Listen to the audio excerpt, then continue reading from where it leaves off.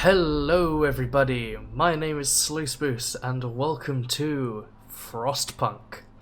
It is a survival apocalyptic city building game and I have recently been really addicted to it. I really enjoy this. I cannot stress that enough. I have played it before. I'm not going to pretend like I don't know the mechanics of the game. Yeah, let's just get right into it. We roam the still, cold world. No horizon in sight. The rulers of old, stripped of pride and glory. It feels as yesterday we were turning the wheels of progress. Until the frost stopped it all. Suddenly, without a warning. When tides had changed, they changed for all of us, no matter wealth or class. We've lost our world to snow. And with it, our last traces of humanity.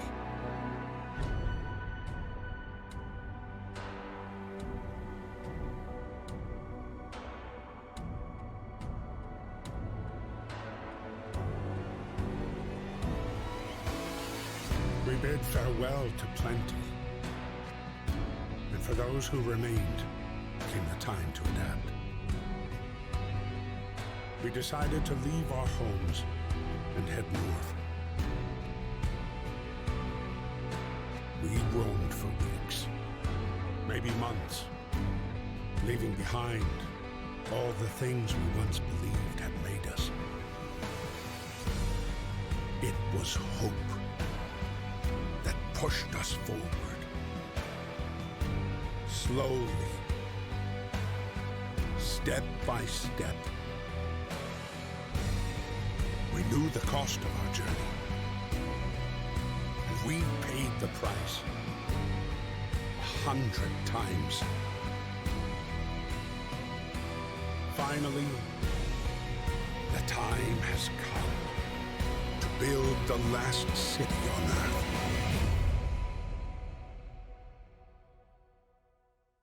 Every time I play this game, I let that play out because it's a lot more story building and anything else than I can. It's a lot more effective than any sentence I can make. A new home.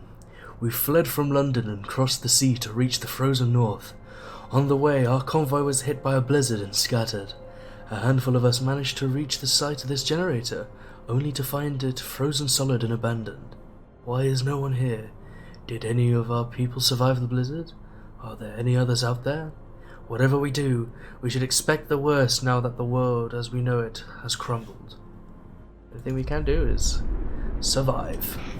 So then. And they weren't lying when they said it was cold. You start off at -20. I do believe I can change that to... Yes, I can change that to show Fahrenheit, but I'm dumb and don't understand Fahrenheit, so I shall be only using Celsius. So we have people who are homeless, and this has, yes, this has 10 people in. Can have space for 10 people even. We're gonna need coal, a lot of coal, wood. Not so much steel. We should have... No, we'll go with steel as well. Just build up a nice big stockpile of it. And then, these get built when they finish their work day. It doesn't show there. Here we go. So people on normal work shifts go to work. They'll go do that, they'll collect resources as you see at the top, and then once they yes, the Book of Laws, and once they finish their thing, they will go and start building their houses. So, this is one of the most important parts of the game, and it's also where your morality gets chosen. And by morality, I mean yours, not the characters. It tells if you are a terrible person. So, one of the first laws we can sign is child labour. Only safe jobs, but they can still get injured. And people will not like it. Or we can put them in child shelters. However, again, they can't really do anything. They could just sit there. We can make it so we have basically sawdust in food, or we can just make it into soup. This, for some reason, the sawdust thing I understand, but the soup? Like, if it's that or nothing, I'd choose soup every time. We have... This is how dark some of this game is, honestly. With the cemetery, it literally says, as a bad sign, as a red point, as a bad thing, that people take time to grieve the loss of loved ones. That's a bad thing in this game. This is what we're dealing with. And this, apparently, is the better option, because then you get organ transplants. Yeah. We're doing some fucked up shit today, boys. Anyway, so I'll sign soup first. People get pissy with me, but I can deal with that. Hope and discontent are basically two resource bars. If discontent goes up to a certain point, you can be on 99 the entire game. If it goes to 100, then people start getting angry with you. And hope, it can be on 1%, as soon as it drops to 0, people are going to get angry with you. But until then, apparently, you're okay. So 10 each, 4, 5, 6, then 2 more. Dude. Everything needs to be connected up by roads, which is what that is. Around the green lines are roads. This is not a road. So I can build out here, but not. There we go. At streets. But this is not adjacent to the street, so no one will be able to get there, even though they definitely can. It's just how the game works. Just how the AI wants you to do this. The next thing I should probably build would be workshops. Go. Again, this will all be built as soon as it becomes nighttime. So people, yeah, discontent will slowly rise, but obviously, as soon as they start building it, discontent will just disappear. However, hope is a little bit more of a stickler. You sign a controversial law, as it says, lasts in 24 hours. It goes back to the middle, I believe.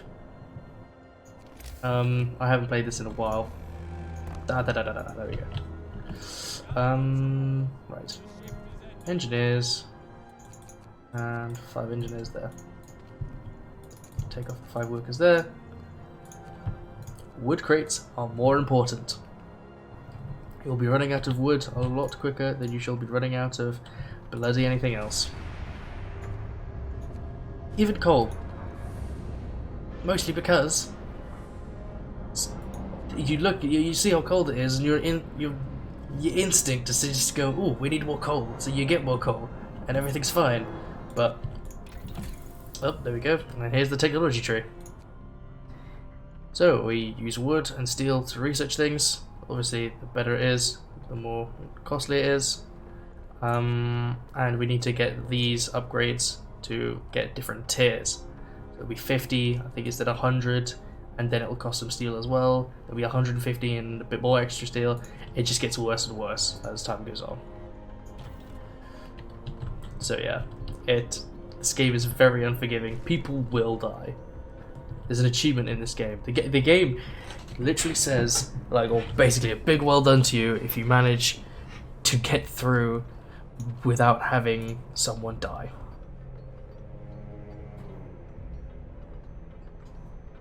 And it's, they also give you a lot of moral choices, like the little pop-up window at the beginning there. Now I need to choose what to research. I do believe.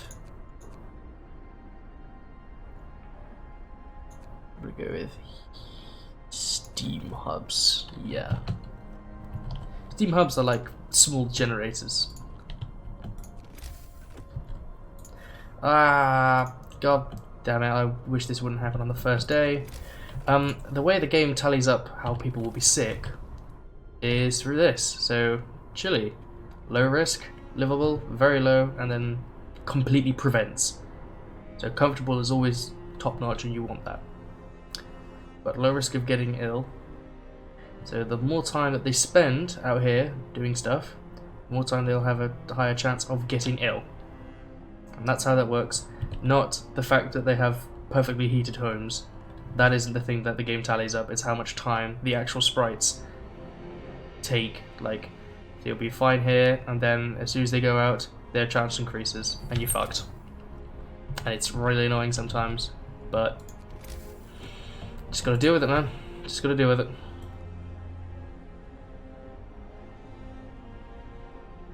Yep.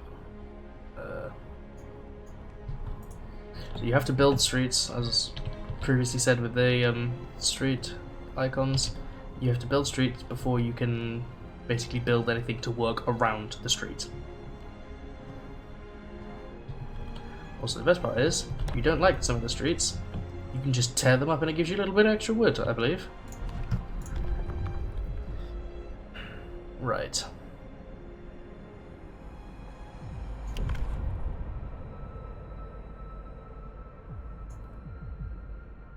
Since we will be eating soup, and each time people eat soup it will cause discontent, I'm gonna go with a later upgrade.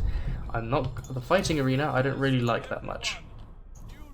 However, I have to get it for the upgrades later. Best part is I can just plop it down, build it, and then tear it right the fuck back down again. Meaning I don't actually have to keep it open to keep my promise for people to become hopeful. Meaning I basically negate controversial law, which is great. People are content, that's always a plus.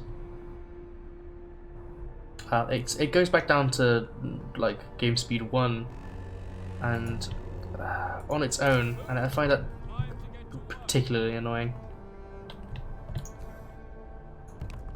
It's only like little gripes I have with this game. It's never like, oh, this is fundamentally flawed with the game. I'm just like this could be better. So basically she has just told us, hey, can you hurry up and research the beacon? Then you can send out teams of people to go out and find more people to bring them back. And obviously, as the beginning intro said, it is a long journey between where we were dropped off and when you came to here, so a lot of people to find. I love the little detail. You actually see them going around with the little bags and everything, and they go drop it off. I just love it. Just watching tiny people do their jobs.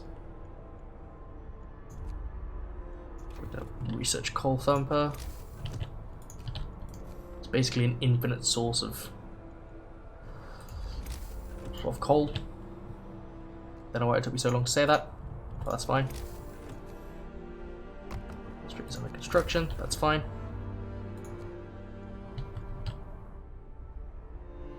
Up to that little building part.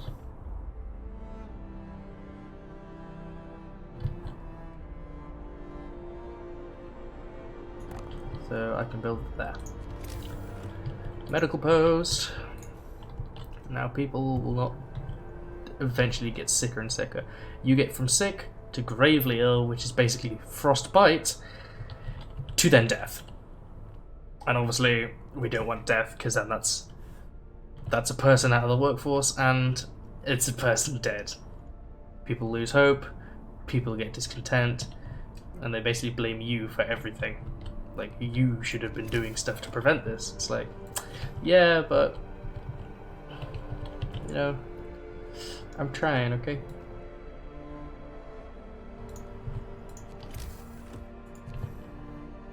build hunters' huts.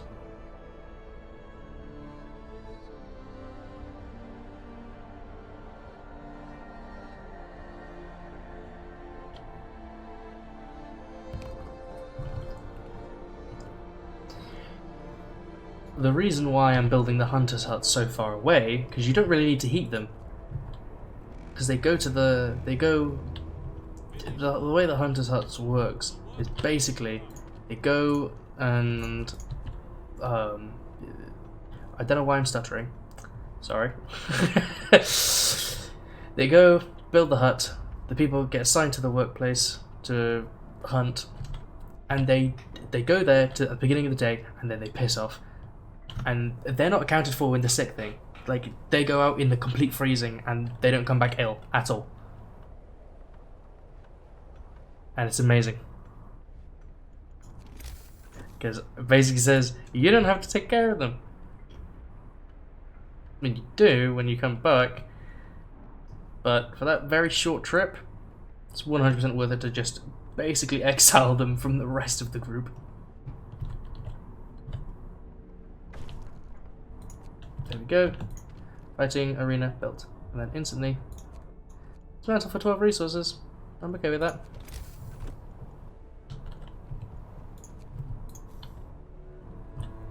I need to rearrange people.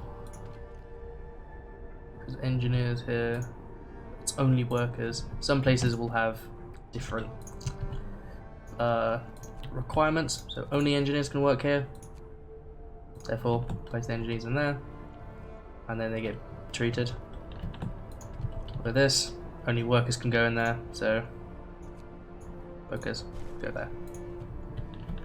Simple as, but it'll be it's really, really annoying sometimes when, like, you just need a few more workers, but you have engineers, or the more common thing, you need a few more engineers.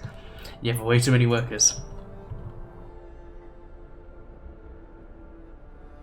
So you will start having to kind of work on that.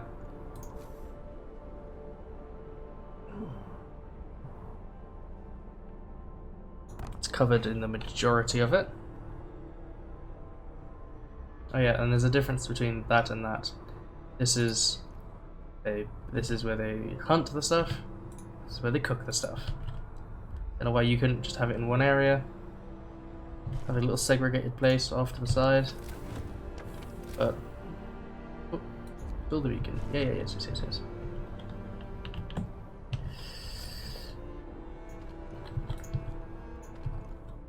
Right, so I'm going to take the people off there. There we go. Right, this is why I chose soup, because we can use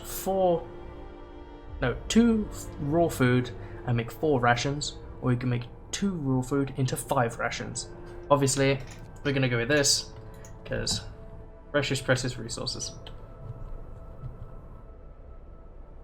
Very, very precious resources.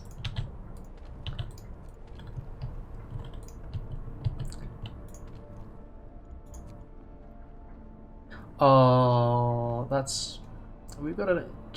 Oh, man. Yeah, I just feel bad already. Because of my choices, because I didn't build the childcare or home thing and one of them froze. And it's... Hold on, the children just sit here by the generator. That's livable. And one of them are ill already. So I just don't understand. I don't know what else I could have done. Soon the coal thumper will be done. Gonna have to build coal thump.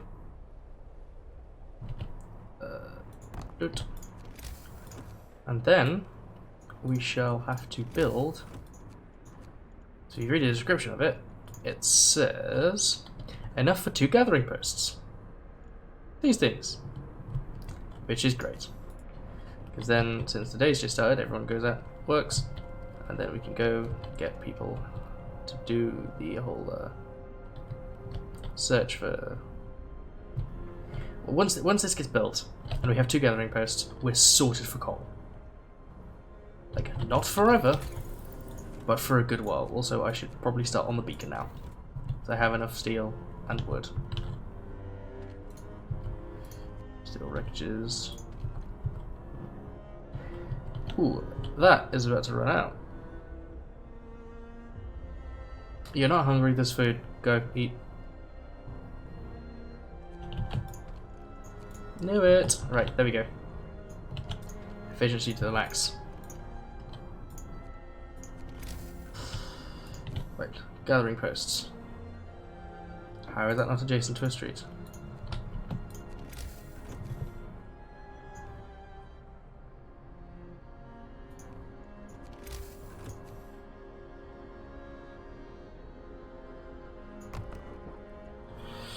Oh, it's so close to having another one. Come on, I just want to make it look nice.